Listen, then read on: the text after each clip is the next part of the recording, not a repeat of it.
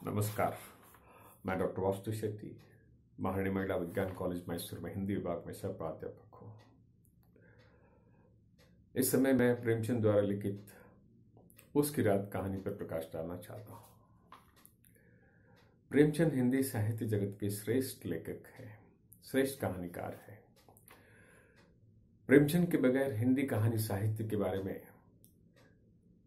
बातें नहीं कर सकते। यदि उनके बगैर कोई कहानी साहित्य लिखा गया है तो बिल्कुल अधूरा है। और उनकी विशेषता है आम लोगों की, खास करके जो समाज के जो निचले स्तर की जो स्थिति है, जो काफी करीब से देखे हैं, बहुत सजीव ढंग से वो वर्णन करते हैं। बिफोर इंडिपेंडेंस वे देश प्रेम से भरा हुआ सोजे वतन जो कृति को लिखते हैं दनपतरा नाम से। लेकिन जब अंग्रेज सरकार की कुदृष्टि उस पर पड़ती है और उनको चेतावनी दी जाती है कि वो आइंदा कुछ ना लिखे, तब से प्रेमचंद दनपत राय छोड़कर प्रेमचंद नाम से वो लिखते हैं। लगभग 300 से अधिक कहानियों को लिखे हैं। मानसरोवर 8 भाग में उसे हम देख सकते हैं। इनकी प्रमुख उपन्यास भी है सेवा सदन, प्रेमाश्रम, कर्मभूमि, निर्मलाहर, गोधान। प्रस्तुत कहानी पूस की रात। उसके नायक है हल्को। छोटे किसान हैं, खेत में काम करते हैं, अपने खेत में जी तोड़ मेहनत करते हैं। एक एक भाई संग्रह करके 3 रुपए इकट्ठा करते हैं और उनकी यही इच्छा है कि पूस के दिनों में, यानी पूस की रात जब फसल की रक्षा करने के लिए दिन काटना है, उन दिनों में कंबल खरीदना है। कंबल के बगैर वहां सोना और फसल की रक्षा करना मुश्किल है, वहां जाना मुश्किल है। इतनी कोशिश करके वो 3 रुपए तो रखा है, लेकिन आज शाहना साहूकार आया है उसे उधार वापस लेने के लिए। हल्कू हर तरह से उसको समझाने की कोशिश करता है, फसल पर देने की वादा करता है, लेकिन वो एक भी नहीं सुनता। निरुपाय हल्कू अपने बीवी से कहता है, ला वो रुपए ला, 3 ही तो रुपए हैं। वो उसकी रात कैसे कटेगी, वो तो सिर पर है। अभी कह देना कि फसल आते ही दे देंगे। अब साहूकार को सामना करने के साथ साथ हल्कू को अपने बीवी का भी सामना करना पड़ता है। बीवी सहज ही अपने पति के बारे में सोचती है, चिंता व्यक्त करती है। उसकी रात काटेगी कैसे? तो क्या करो, इसकी झिड़की खाओ, गाली खाओ? ये स्थिति भी मुन्नी अच्छी तरह से जानती है। फिर वो 3 रुपए देती है बहुत दुख से, और पैसे लेके आते हैं और देते हैं। एक एक पग ऐसे भारी रहता है और वो कहती है, तुम खेती छोड़ दो, तुम छोड़ दो अबकी से खेती, मजूरी में सुख से एक रोटी तो खा सकते हैं, किसी की दौस तो नहीं रहेगी। इतने कोशिश करके 3 रुपए इकट्ठा करके रखे, वो एक एक पाए, लेकिन वो रख नहीं सके। और इसलिए कहते हैं ये खेती बाड़ी से कुछ फायदा नहीं है। तो इसमें ये भले ही करीब 80, 90, 100 साल पुरानी होने के बावजूद भी आज भी हम किसानों की कभी कभी स्थिति ऐसे ही लगता है। जब फसल खराब हो जाती है, कीड़े मकोड़े आते हैं या उनको सही दाम नहीं मिलते हैं और वो आत्महत्या कर लेते हैं, और एक एक पाई के लिए वो कितने कष्ट उठाते हैं। आज भी किसानों की जो चित्र जो है, ज्यादा बदलाव उसमें नहीं आए हैं। तो ये कहते हैं खेती छोड़ दो और मजूरी करो, कितने भी मिले हम रहेंगे। और आगे उसकी रात में इसको जाना पड़ता है। उस घटना के बारे में वो कहते हैं, ईख के पत्थरों की एक छतरी है, उसके नीचे बांस की कटोली पर अपनी पुरानी घाड़ी की चादर ओढ़े कांप रहा था। यहां ध्यान देने की बात है, खास करके उत्तर भारत में जब ठंड पड़ती है तो काफी कड़ाके की ठंड, उसके सामना करना बहुत मुश्किल होता है। हम साउथ वाले तो इतनी ठंड से परिचित नहीं है। वहां ठंड पड़ती है तो इतने कड़ाके की ठंड, और जब गर्मी रहती है तो लू चलती है। और आज ये फसल की रक्षा करने के लिए आया है। खेत में फसल है, इतने कोशिश करके तो ये आ गया है श्रम का फल। लेकिन रात की ठंडक, कांप रहा है सर्दी में, और इसके साथ इसके झबरा कुत्ता भी आया है। देखता है वो भी नीचे खुरखुर आवाज कर रहे ठंड से, और झबरा कुत्ते के साथ ऐसे बातें करते जैसे कोई बचपन का साथी है वो। तुम तो ऐसे सोचकर जल्दी यानी मेरे आगे आ रहे थे जैसे मैं हलवा पूरी खाने के लिए निकला हूं, अब ठंड खा, ऐसे डांटता भी है बीच में। फिर शांत भाव से कहता है, चलो ठीक है, कल तुम्हें गरम घास ला के डालूंगा, तुम उसमें घुस कर आराम से सोना, ऐसे भी वो कहते हैं। इस बीच में वो कहते हैं, मजदूरी हम करें, मजा दूसरे लूटे। कि इतना जी तोड़ मेहनत करने के बावजूद भी हम खुशी से जी नहीं सकते, लेकिन और कोई साहूकार वगैरह जो है उसके पास ठंडक नहीं आ सकती, वो मजे से रहेंगे। इसलिए वो कहते हैं, मोटे मोटे गद्दे, लिहाफ, कंबल, क्या मजाल है कि जाड़े का गुजर हो जाए, तकदीर की खूबी है, मजदूरी हम करें, मजा लूटे। प्रेमचंद बीच बीच में ऐसे काफी अर्थपूर्ण बातों को वो लिखते हैं। हल्कू ने चिलम पीते हुए, पिएगा चिलम, झाड़ा तो जाएगा, इस तरह वो अपने कुत्ते को भी कहता है, तुम पियोगे, जैसे ऐसे बातें करने जैसे मित्रों के साथ। हल्कू आज और झाड़ा खा ले, कल से मैं गरम घास ला के तुम्हें डाल दूंगा। प्यार से उसके दुख को भी दूर करने के बारे में वो सोचता है। और नेक्स्ट, चिलम पीकर हल्कू फिर लेटा, निश्चय करके लेटा, मैं हर हालत में सो जाऊंगा, लेकिन ठंड के कारण वो सो नहीं सकता। करवट बदलता है, इस करवट, इस तरफ, उस तरफ, पिशाच की भांति छाती की दवाएं, दूर नहीं जा रहा है ठंड। जब किसी तरह न रह गया तो उसने झबरा को धीरे से उठाया और उसके सिर को थपथपाकर उसे अपनी गोद में सुला दिया। जैसे साथी मित्र एक दूसरे के करीब आके, और कुत्ते से जो भी दुर्गंध आती थी लेकिन उसको उसके बारे में कोई कंप्लेंट नहीं, वो जरा भी उस तरह वो नहीं सोचता, जैसे बचपन का साथी है उसके साथ, काफी प्यार से। और ऐसे अनुभव कर रहा था जैसे उसके मुंह से निकले गर्म हवा, ऐसे लग रहा है हाँ ये भी कुछ आरामदायक है, और उसे पकड़ के बैठा किसी अभिन्न मित्र या भाई की तरह।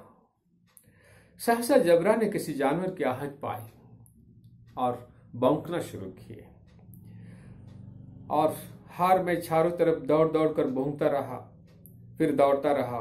कर्तव्य उसके हृदय में था, अरमान की बात थी, अपने मालिक की खेत को हर हालत में वो रक्षा करेगी, तो इसलिए वो पूरे चक्कर लगा रहे हैं। 1 घंटा और गुजर गया, रात के शीत का हवा से धधकना शुरू हो गया, और भी ठंड, पता नहीं सुबह तक कैसे काटना है। हल्का उठ बैठा और दोनों घुटनों को छाती से मिलकर सिर को उसमें छिपा लिया, फिर भी ठंड कम ना हुई।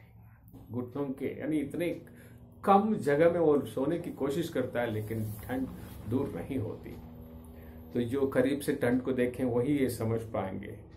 अभी कितनी रात बाकी है, अरे बाप रे, पता नहीं और भी कितने समय हमें बिताना है।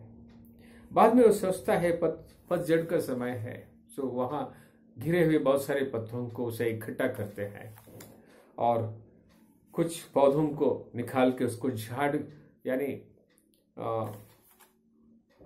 झाड़ू बनाकर उसे सब एकत्र करते हैं और आग डालते हैं। तो ऐसा लगता है जैसे हवा में तैरते हुए कोई नाव की तरह वो आग की लपेट यहाँ वहां हिल रहा है। बहुत सुंदर ढंग से लग रहा है और काफी खुशी महसूस करता है, मैं किसी तरह से ठंड से विजय प्राप्त किया है। और कुत्ते को भी काफी खुशी से, चलो कैसे हो, कैसे लग रहा है तुम्हें, ऐसे वो कहते हैं। इस बीच में जबरा को एक हड्डी मिलती है और हड्डी को निचोड़ने की कोशिश में वो रहती है और अलाव ठंड को झलाकर भस्म कर देगा। थोड़ी देर में अलाव जल उठा, उसकी लौ कहते हैं प्रकाश में एक नौका के समान हो रहा है। हल्को अलाव के सामने बैठा है बनी बट्टी की तरह। एक क्षण में उसने दोहर उठाकर बगल में दबा ली, दोनों पांव फैला दिए, मानो ठंड को ललकार रहा हो। तेरी जी में आए सुखर, और ठंड की असीम शक्ति पर विजय पाकर वह विजय गर्व की हृदय में छिपा न सकता था। किसी तरह मैं ठंड पर विजय हासिल किया और काफी अंगड़ाई लेते हुए वाह इससे सुख और क्या हो सकती है, इस कोशिश में वो रहता है। अच्छा आओ इस तालाब को कूद कर पार करे, देखे खाओ निकल देता है। देखिए यहाँ ध्यान देने की बात है, उस आग की लपेट में ये खुद जंप करता है, इस ओर से उस ओर यानी उस तरफ भागता है, जंप करता है, लेकिन इसके कुत्ता होशियार है, बगल में से आती है, लेकिन वो कहता है नहीं नहीं नहीं, एक गिर्द घूम कर इसके पास आ खड़ा हुआ, नहीं नहीं चलो जो इस ऐसा ही नहीं है, कूद कर आना। और फिर ये कुत्ता भी उसी कोशिश में आके वो लांग कर आती है। राह के नीचे कुछ कुछ आग बाकी थी जो हवा के झोंका के कारण कभी कभी वो उठती थी, झाग उठती थी और एक क्षण में फिर आंखें बंद कर लेते हैं। हल्कू ने फिर चादर ओढ़ ली और गर्म राख के पास बैठ गया और गीत गुनगुनाने लगा था। उसके बदन में गर्मी आ गई थी। जो जो शीत बढ़ती जाती थी उसे आलस्य दबाए लेता था। अभी रात बाकी है और आलस्य धीरे धीरे उसको ठंडक से जो दूर यानी जो दर्द था वो सारे हो गए, दूर हो गए और गर्मी महसूस किया। झबरा जोर से बूंद कर खेत की ओर भागा। जब कुछ आहट देकर हल्कू को ऐसा मालूम हुआ कि जानवरों का एक झुंड उसके खेत में आ गया है। शायद नील गायों का झुंड। नील गाय जैसे गायों की करीब के साइज के हैं, लेकिन हिरणों की जाति है और उनके झुंड आ गए हैं और ऐसा लग रहा है जो खेतों को तहस नहस कर रही है, खा रही है, बर्बाद कर रही है। उनके कूदने दौड़ने की आवाजें साफ कान में आ रही है। फिर ऐसा मालूम हुआ कि वह खेत में चर रही है। उनके चबाने की आवाज छर छर, और इनके कुत्ता प्यारे कुत्ता भी गला फाड़ कर आवाज कर रही है। हल्कू एक बार निश्चय करके उठता है, लेकिन ऐसा लगता है जैसे बिच्छू के डंका यानी ठंड उसको फिर उसके पास आती है। नीचे वो पहुंचता है जहां राख है, गर्म राख, उसके करीब जाके वो बैठता है और उसे मालूम है जानवर खेत चर रहे हैं, फसल तैयार है, कैसे अच्छी खेती थी, पर ये दुष्ट जानवर उसका सर्वनाश किए डाले हैं। लेकिन उस वक्त ठंडक से वो बच नहीं सकता। उठकर उसको भगाने की कोशिश वो करने के लिए उठता है, लेकिन उठ नहीं सकता। उसी राख के पास गर्म जमीन पर चादर ओढ़कर सो लेता है और सवेरे जब नींद खुली चारों ओर धूप फैल गई थी और बीवी आ गई। ऐसे भी कोई सोता है?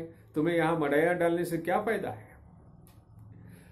फसल की देखभाल करने के लिए आके बैठे हो और दोपहर तक तुम सोते रहे। तब वो कहते हैं मैं तो मरते मरते बचा है, तुम्हें खेत की पड़ी है, फसल की पड़ी है, तुम्हें मेरे प्राण की चिंता नहीं है, कहता है। लेकिन देखिए मैं मरते मरते बचा, तुझे अपने खेत की पड़ी है।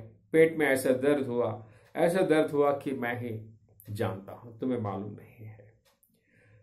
और दोनों फिर खेत को देख के आते हैं। सारा खेत रौंदा पड़ा हुआ है, बर्बाद हो गया है।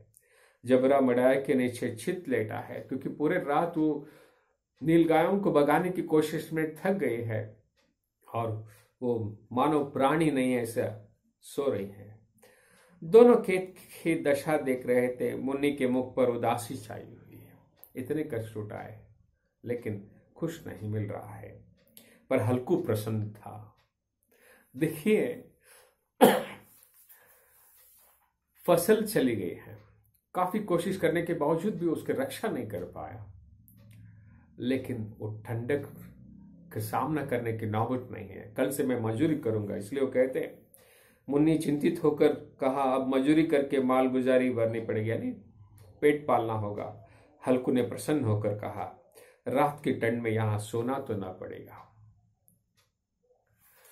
इसे प्रेमचंद काफी संवेदनशील ढंग से वो लिखते हैं। उस गरीब की क्या दशा है, बहुत सुंदर ढंग से कहते हैं कल से यहां नहीं रहना होगा, कम से कम दिन में तो कुछ मजदूरी करेंगे, तो कुछ रोटी मिलेगा, खाएंगे। ये रात की ठंडक मैं ही जानता हूं। प्रेमचंद बहुत ही सुंदर ढंग से, और विशेष रूप से जो जबरा उस कुत्ते के बारे में भी कितने सुंदर ढंग से, बिल्कुल ऐसे जैसे वो आदमी के साथ बातें कर रहे हैं, उनका मित्र है। और काफी सजीवता है। पत्नी भी कितने दुख व्यक्त करती है कि ऐसे खेती को छोड़ दो। ये बिल्कुल सहज ढंग से अपने देश की, भारत किसानों का देश है। प्रेमचंद की कृतियों को पढ़ने का मतलब है जो समाज में जो हर तरह के लोगों का और उनकी स्थिति को और घटनाओं को हम देख सकते हैं। बहुत सुंदर ढंग से, काफी सजीव ढंग से प्रेमचंद अपने विचार व्यक्त किए हैं। उसकी रात कहानी में। प्रणाम।